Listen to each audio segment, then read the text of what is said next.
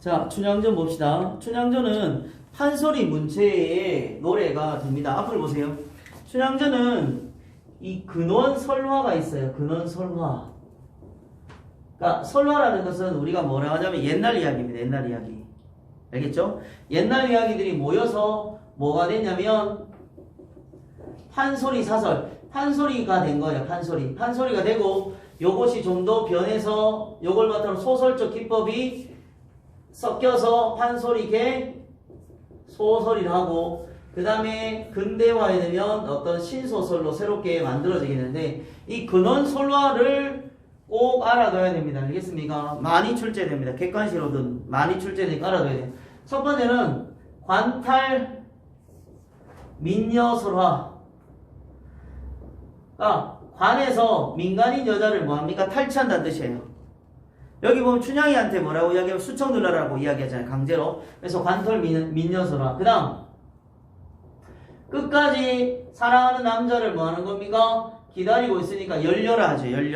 열려설화. 그 다음 암행어사 출도여가 나왔으니까 암행어사 설화가 나타납니다. 알겠습니까? 그 다음에 한을 풀어주니까 신원설화라는 말을 쓸 수 있습니다. 알겠습니까? 자, 그 다음에 관달미녀, 연려, 암행어사, 신원 이런 것들이 합쳐져서 뭐가 되는 겁니까? 판소리가 되죠? 판소리가 되니까 우리 그걸 뭐라 하냐면 춘향가라고 이야기를 하는 것입니다. 그 다음에 이게 판소리계 소설이 나오면 우린 그걸 뭐라 하냐면 춘향전이라고 하는 겁니다. 전. 헷갈리지 마세요. 춘향가랑 춘향전을. 그 다음에 신소설로 발전했을 때 옥중화. 오늘날은 뭡니까? 뮤지컬이라든지 드라마라든지 영화라든지 많이 이제 만들어졌죠. 옛날에는 있잖아. 춘향전에 어떤 춘향이가 최고의 예쁜 사람이 춘향이가 됐었어요. 그래서 춘향이가 누구 하느냐 그게 관심사였어요. 뭐 김희선도 이게 잘 모를 수도 있지만 김희선도 춘향전에 나온 적이 있고요. 조승우 있죠. 조승우가 이몽룡으로 나온 적도 있고 어쨌든 이렇게 발전해 오는 과정 속에서 이 춘향전 오늘 우리는 뭘 봐야 되는 춘향전에 대해서 살펴볼 겁니다. 자, 판소리로 불려졌죠. 그래서 판소리로 불려졌기 때문에 판소리 문체적인 특징이 남아있다라는 것도 중요하고 두 번째는 판소리가 기록되다 보니까 운율이 얘는 분명히 고전 소설이니까 산문이잖아요. 그런데 운문처럼 네 글자로 끊어 읽을 수 있는 부분들이 상당히 많이 나옵니다. 그래서 산문이지만 운문체다라는 것을 꼭 기억해야 됩니다. 산문이지만 운문체다. 왜냐하면 판소리가 기록되었기 때문에 운문체적인 요소를 띠고 있습니다. 됐습니까? 자, 갈래는 고전소설, 판소리계 소설, 염정, 사랑이야기라는 뜻입니다. 사랑이야기, 염정소설이고 성격은 평민적, 해학적, 풍자. 풍자가 뭐 해학이 말 그대로 재밌는 게 해학이에요. 풍자라는 것은 현실 삶에 대한 비판이 들어가야 되는 겁니다. 알겠습니까? 그럼 얘는 지은이가 누군지를 모르기 때문에 그리고 입으로 전해졌던 문학이죠. 그래서 춘향전은 종류가 상당히 많이 있는데 백성들의 문학이잖아. 백성들은 지배층에 대한 불만이 많겠어요? 적겠어요? 많겠죠? 거기에 대한 비판을 나타내는 내용들이 상당히 많이 출제되고 있다. 많이 나오고 있다라는 것입니다. 자, 그래서 비판적입니다. 그리고 여기도 보면 어떤 여러분 교과서에 수록된 부분에 보면 탐관오리의 횡포에 저항하는 그런 사회적 의식이 많이 드러나고 있습니다. 그 다음 시점은 고전소설들은 대부분 다 전지적 작가 시험을 선택하고 있습니다. 그 다음 인물의 성격이 변함이 없습니다. 그렇기 때문에 평면적이고 그 다음에 또 개성이 없어요. 성격의 변화가 없죠. 그래서 평면적이다. 그렇게 이야기를 할 수 있습니다. 그 다음 또 전형적 인물들이 항상 등장하기 때문에 전형적이다. 그런 말들을 쓸 수 있습니다. 그 다음 주제 보세요. 주제는 신분을 초월한 남녀 간의 사랑, 불의한 지배계층에 대한 항거. 그 다음에 겉으로는 물론 그런데 이면적으로 보면 신분 상승이 없고 평등의식도 들어가 있어요. 얘들아, 춘향의 신분은 뭐예요? 우리가 제일 높은 신분이 높은 건 사대부예요. 양반들 있지. 사대부고 그 밑에가 중인입니다. 중인이라면 그 의사들 있지. 한의원, 의원이라든지 그다음 통역하는 역관, 서자 알지. 홍길동처럼 서자 이런 사람들이 중인이고 평민의 이제 농민. 그다음 물건을 만드는 장인, 장사는 상인 이런 사람이고 밑에가 마지막으로 천민이 노비라든지 뭐 백정이라든지 이런 사람들이 들어가게 되는데 춘향은 아버지는 성참판인데 엄마가 기생이기 때문에 춘향의 신분은 기생입니다.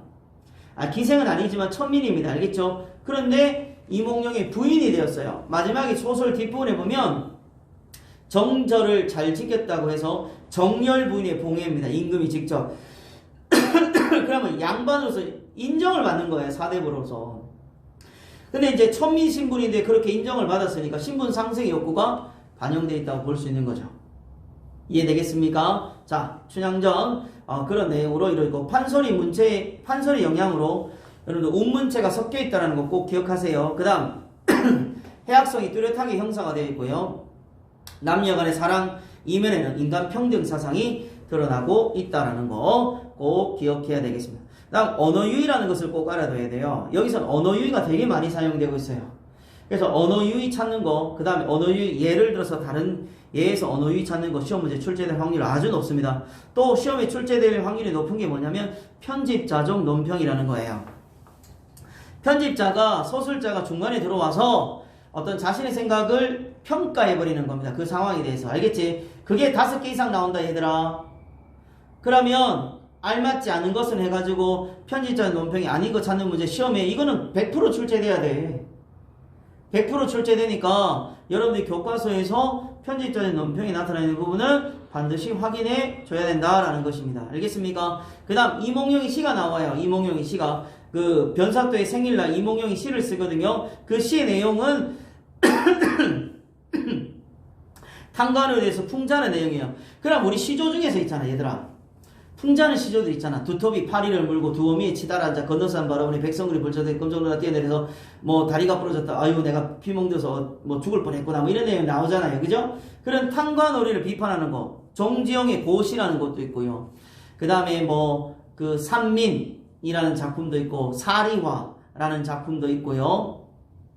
이런 것들이 전부 다 탕관오리를 비판하는 한시라든지 시조들이 되는 겁니다. 알겠습니까? 그러면 그 풍자라는 부분에서 연결해서 아닌 것 찾는 것들 충분히 나올 수 있기 때문에 출제 요소로 사용될 수 있고 단어 뜻 묻는 문제도 나올 수 있으니까 단어 뜻 묻는 문제들도 꼭 기억해야 됩니다. 알겠습니까? 자, 본문 한번 살펴보도록 하겠습니다. 한번 줄거리 보자 얘들아. 아이고 힘들어. 자, 261쪽이라고 되어 있는 부분 첫 부분 들어갑니다. 숙종즉위 전라도 남원의 퇴기라는 것은 기생에서 물러난 이런 뜻입니다. 퇴기 월매는 성참판과 사이에서 춘향을 낳습니다. 그래 나와서 정성을 기른다. 남원 부사로 부임한 아버지를 따라 한양에서 온 이몽룡은 단오날 광활루에 나왔다가 그네를 타는 춘향을 보고 첫눈에 반한다. 그날로 둘은 사랑에 빠져 백년가에 만난다. 자, 이 부분이죠. 이 백년가에 만난 보통 이 조선시대는 있잖아. 예? 부모들에 의해서 결혼이 됩니다. 알겠습니까? 부모들에 의해서 결혼하는데 둘이 사랑했다. 이들이 나이가 16밖에 안 되는 나이입니다. 어린 것들이. 자, 그래서 어쨌든 둘이 사랑을 하게 됩니다. 그래서 염정소설이 됩니다. 그 다음에 그러나 이몽룡의 아버지가 동부승지는 오늘날의 그 청와대 비서관 정도 됩니다. 동부승지로 임명되어서 가족 모두 남원을 떠나게 되자 이몽룡은 후일을 기약하며 춘향을 두고 한양으로 떠납니다. 그 후 남원 부사로 부임한 변학도가 춘향을 불러내어서 수청을 강요한다. 하지만 춘향은 수청 요구를 거부하고 옥에 갇힌다. 이 옥 동그라미 치세요. 이 옥은 있잖아 얘들아. 지금으로 따지면 뭐가 되냐면 통과의례입니다. 통과의례. 그러니까 단군 신화에 보면 곰이 있잖아. 곰이 인간이 될 수 있었잖아. 인간이 되었잖아. 그러면 그 조건이 뭐였어요? 또 슬슬 이제 지겨워지기 시작하지. 집중이 흐트러지기 시작하지. 자, 조금만 빨리 하고 설명 빨리 끝내기 최대한 선생님 30분 내로 끝냅니다. 그리고 많이 쉬게 해줄게. 자, 춘향전에서 있잖아. 단군 신화 봐봐. 곰과 호랑이가 어디서 머물러요? 100일 동안. 굴이죠. 굴. 그럼 굴에서 호랑이는 나왔잖아. 못 참고. 그러니까 사람이 되지 못했지. 근데 곰은 어떻게 했어? 견뎌냈지.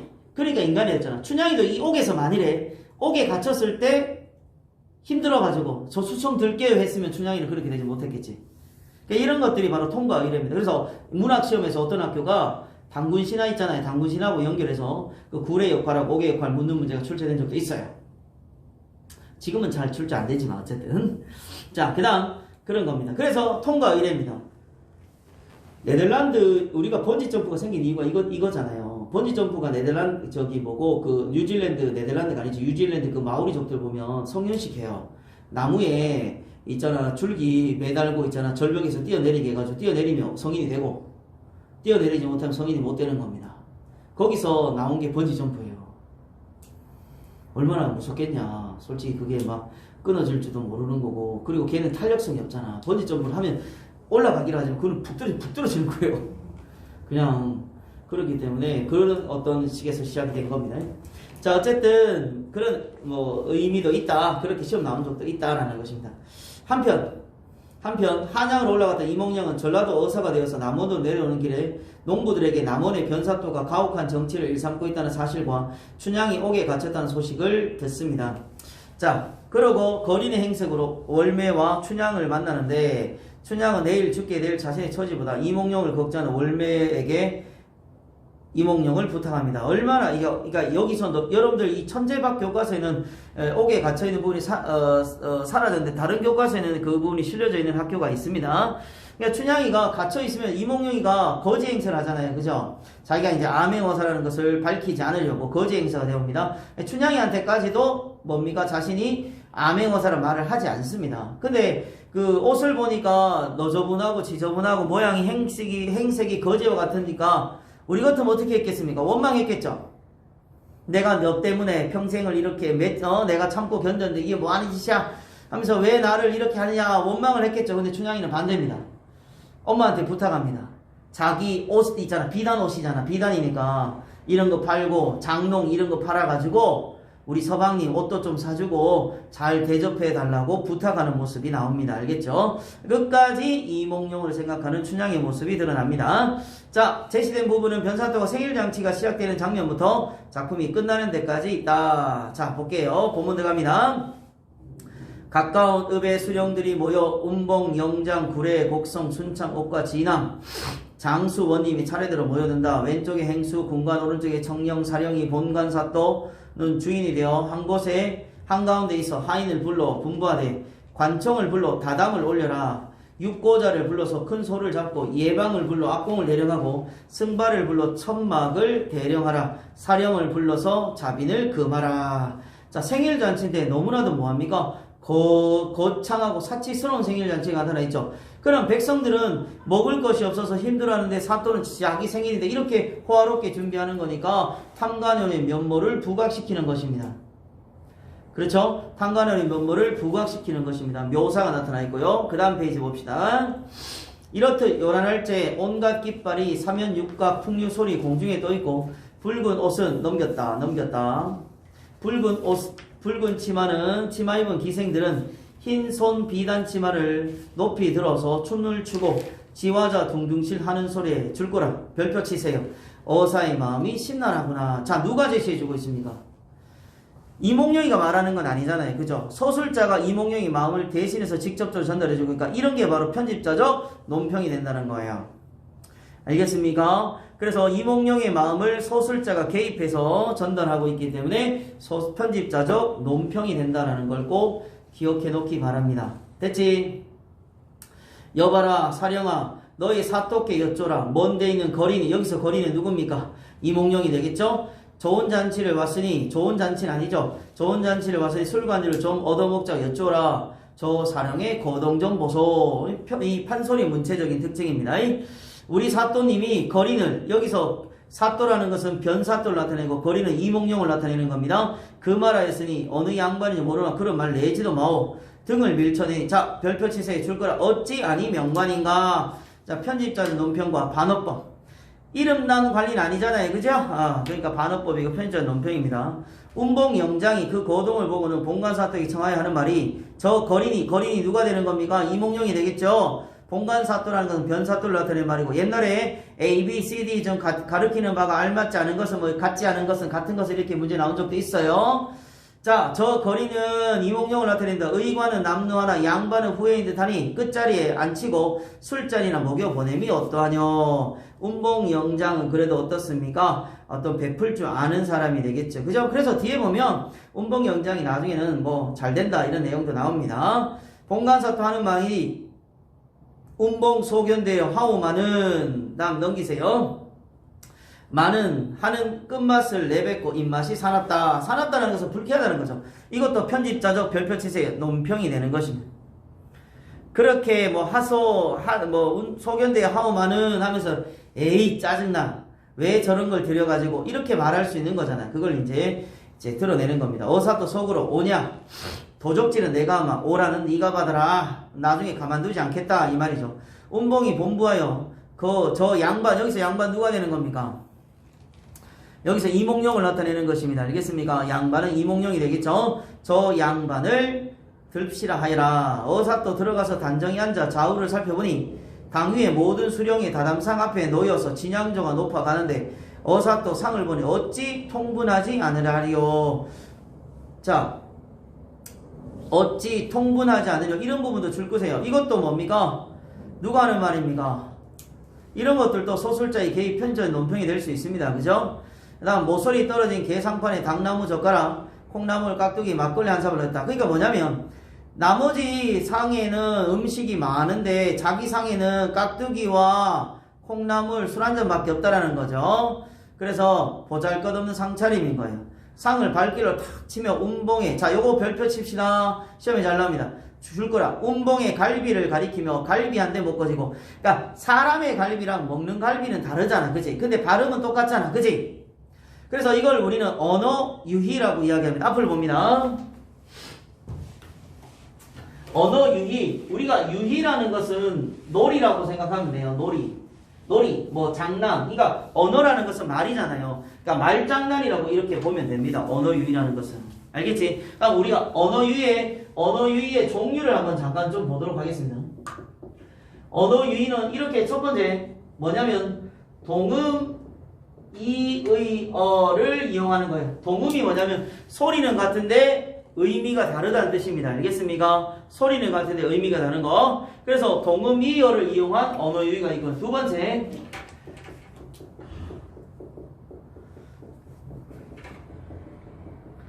발음의 유사성을 이용한 언어 유희가 있을 수 있습니다. 알겠니? 발음의 유사성. 발음이 비슷한 거 있잖아. 비슷한 걸 가지고 말장난을 하는 것을 우리는 발음의 유사성을 이용한 언어 유희다. 그렇게 이야기할 수 있겠습니다. 그래서 발음의 유사성을 이용한 예를 보면 예를 들면 이런 거예요. 시집살이, 개집살이. 또 그 다음 개잘량, 양자에 개다리, 소반, 반자 쓰는 양반 나오신다. 이런 내용이 봉산탈춤에 나오는 부분입니다. 그러니까 개잘량은 개가죽입니다. 개가죽 양자에 개다리, 소반은 작은 밥상 있잖아요. 들고 다니는 밥상. 그 밥상을 나타내는 겁니다. 개다리 밥상에 보면 이렇게 다리가 이렇게 생겼어요. 그 밥상 이렇게 다리 이렇게 생겼잖아. 그래서 개다리 소반이라는 겁니다. 개다리 소반 반자 쓰는 양반 나오신다. 그렇게 해서 양반을 조롱하면서 사용하는 게 바로 이런 것들인데 이런 것들이 전부 다 발음의 유사성을 이용한 언어 유희다. 그렇게 볼 수 있겠습니다. 알겠습니까? 거기 뒤에도 보면 언어 유희가 또 나옵니다. 알겠습니까? 그 다음 세 번째는 도치에 의한 언어 유희가 있습니다. 도치. 이 순서를 바꿔 놓는다는 거죠. 추양기를 보면 뒷부분에 나옵니다. 알겠습니까? 예를 들면 이런 게 있어요. 문 들어온다. 바람 닫아라. 우리가 일반적으로 뭐합니까? 바람 들어온다, 문 닫아라 해야 되잖아요. 그죠? 순서를 바꿔놨지. 그렇기 때문에 도치에 의한 언어 유희다. 이런 것들이 있습니다. 그러니까 여기서 지금 사람의 갈비랑 먹는 갈비는 의미는 전혀 다른 발음이 똑같잖아요. 그죠? 그래서 동음이어에 의한 언어 유희가 되는 거예요.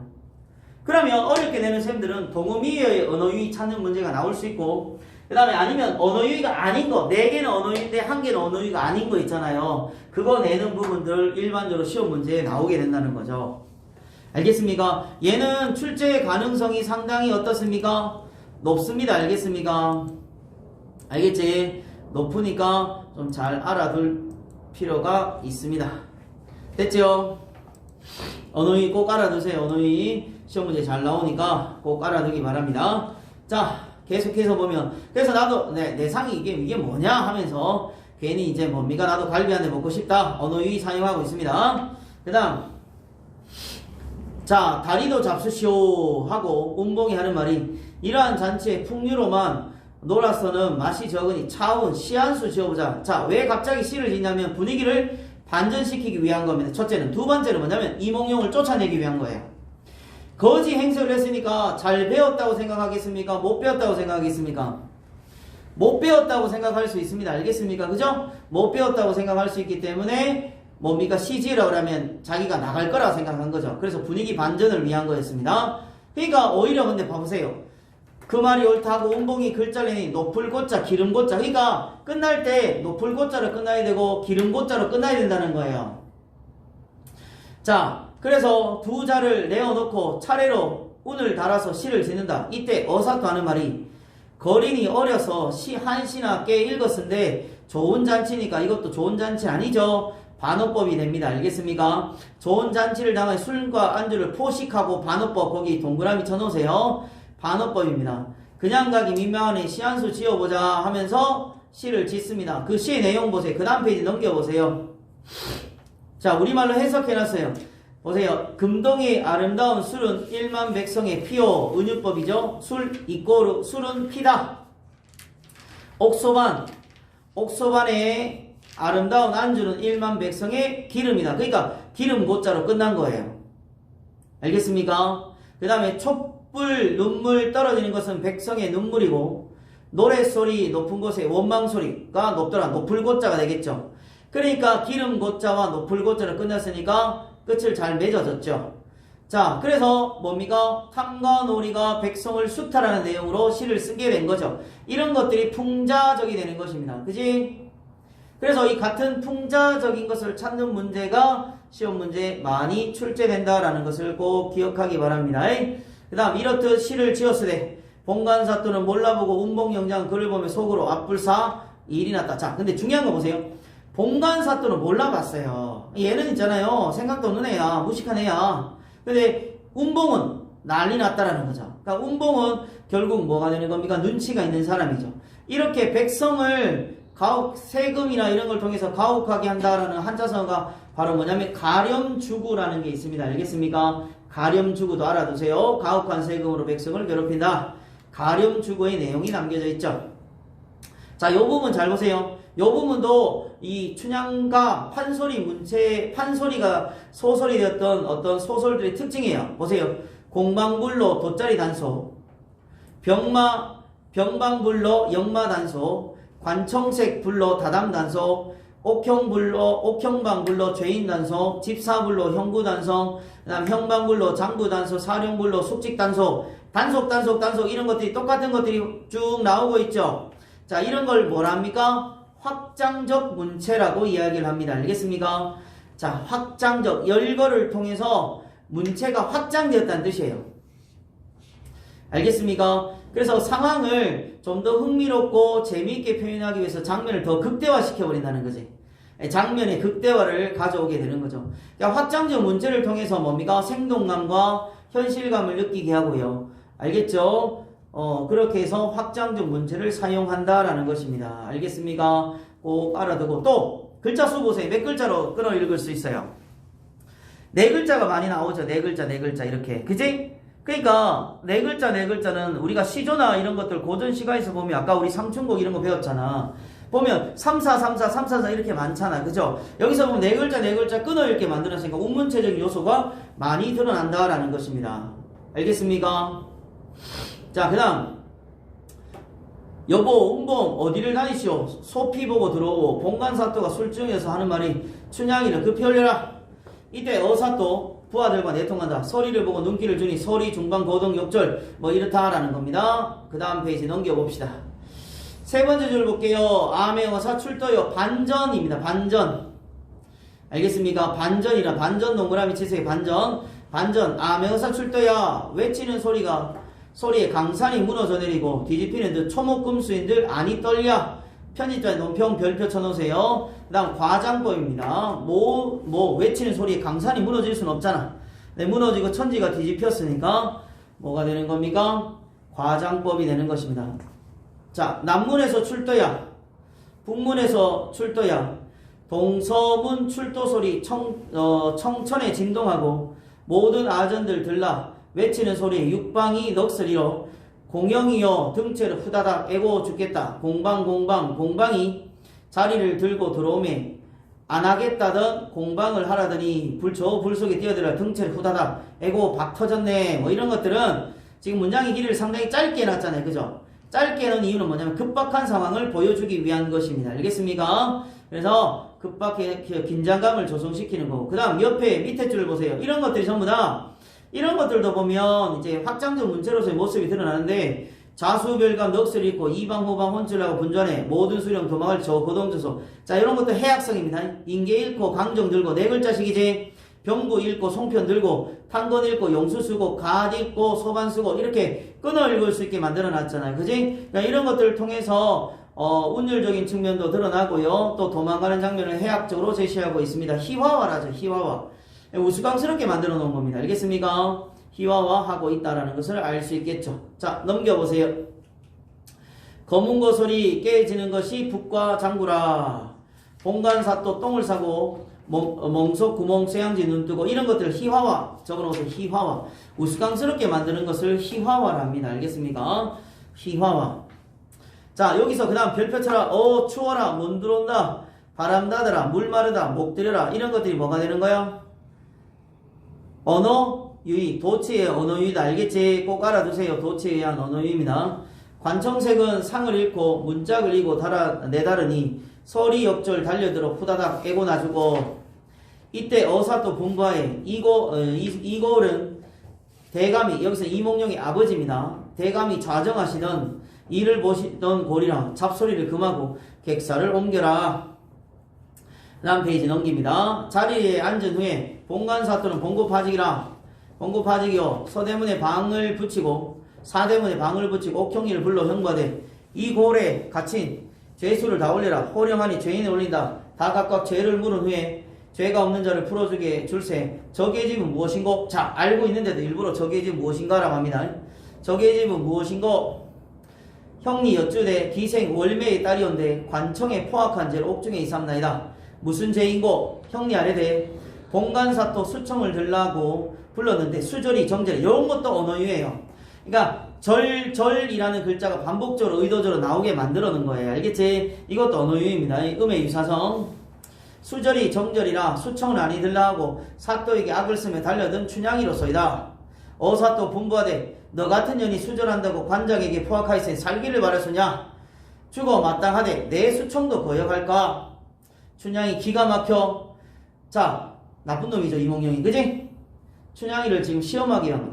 아니 춘향이를 못 믿는 것도 아니고 말이야. 나쁜 놈의 새끼. 이런 놈들은 안 돼. 그죠? 자, 춘향이가 하는 말이 더 멋집니다. 볼게요. 내려오는 관장마다 모두 줄 거라. 명관이로다. 이 반어법입니다. 반어법입니다. 명관이로다. 사또 들으시오. 층암절벽에 높은 바위 동그라미 치세요. 자, 바위는 변합니까? 안 변합니까? 안 변하죠. 적어라. 지조 절개를 상징하죠. 그럼 여기서는 춘향입니다. 춘향이를 상징하게 됩니다. 지조 절개고요. 층암절벽 높은 바위가 바람 세모 치세요. 바람은 뭘 상징합니까?